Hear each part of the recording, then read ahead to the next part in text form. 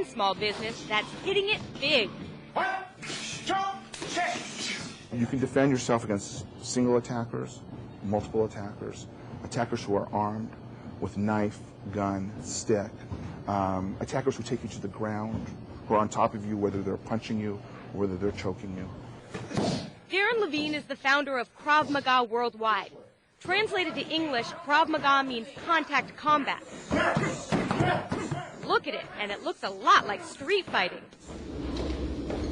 Levine is also a Los Angeles County prosecutor, spending his days going after the murderers of police officers.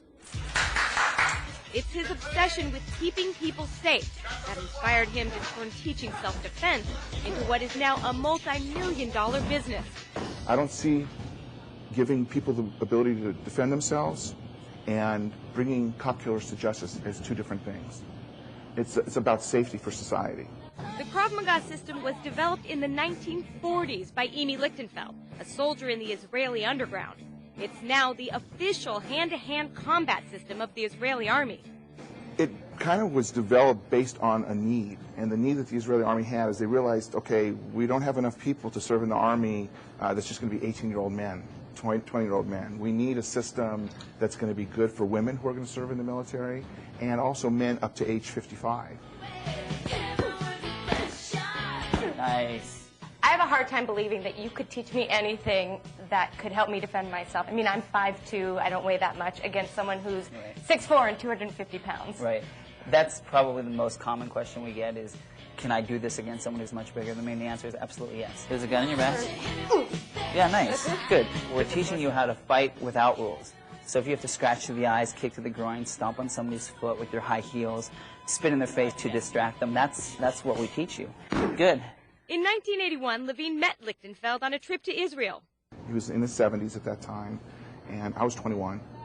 And he took me aside at the end of the course, and he said to me, one day, you will be responsible for Krav Maga in the United States. The next year, Levine started training students in Los Angeles and then police forces across the country. Soon, he and his partners realized that in order to reach a critical mass of people, they had to do more than just teach a few classes. They had to create a company. Well, we wanted to grow. We believe in what we do. We know that it saves lives. And so we started wanting to do more of that. We honestly started just wanting to get out there to more people. So at some point we decided, you know what, the stronger we are as a business, the more we'll be able to get out there.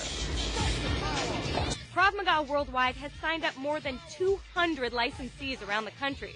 But in order to ensure that the passion that inspired the company was shared by those who would teach the classes, the Krav Maga founders created a grueling licensee approval process.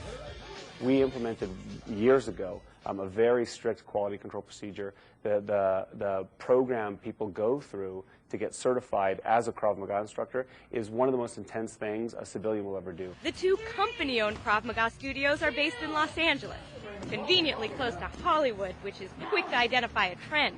Krav Maga has been mentioned on the Gilmore Girls. Krav Maga, official self-defense hand-to-hand combat style of Israel. Oh. Entourage. I know you're married. I take Krav Maga with your wife. I know you do. And most famously, instructors trained Jennifer Lopez for her role in the movie Enough. Well, after Jennifer Lopez's movie, at our center, we saw probably a 10 to 20% increase in our student membership. Whitman's biggest concern is that Krav Maga not be considered a fad. The fitness industry is full of trends that get big. Jane Fonda's workout, Taibo, and then go out of style. If you look at this hallway, it's kind of like your trophy of press. I mean, You've got the LA Times here, Us Magazine, Elle Magazine. Is there any point at which you said we need to ease up on some of this press? Yes, absolutely. Anytime we feel like we're getting so much publicity that people start associating us with a fad, we actually slow down a little bit. We stop looking for it. And then, after a year, we start pursuing it a little bit more. So what does that do to the business? Is your business cyclical? No, I find that actually keeps us steady. What I don't want is this huge peak where a business goes up 400% and then 2 months later, everybody thinks Krav Maga's passé. Whitman and his partners believe the real staying power for Krav Maga lies in its mission, that it doesn't just keep people fit, it keeps them safe, and that never gets old. The thing that we hear from students that are actually attacked and that use Krav Maga is it was just like in class. It was just like in class. I saw them do it and just it flew out of me. few years ago, Tammy Powers was the victim of an assault. She says for months, the Krav Maga Center was the only place she'd go. There's no price you can put on walking in an alley or walking in the street at night or walking out to your car from the mall at night. There's nothing like feeling like you can make that walk and not be afraid. And to know that you might not win the fight, but you're going to hurt the guy. Krav Maga's owners have aggressive growth plans. They expect to triple their military and law enforcement training next year, open 10 more company-owned centers by 2010, and will continue to train licensees. But they're prepared to stop it all if they start to feel like they're compromising their mission. Here's my motto about our business. My role in this business is to maintain the integrity, the quality, the high standards of the name and the system. We are about saving lives.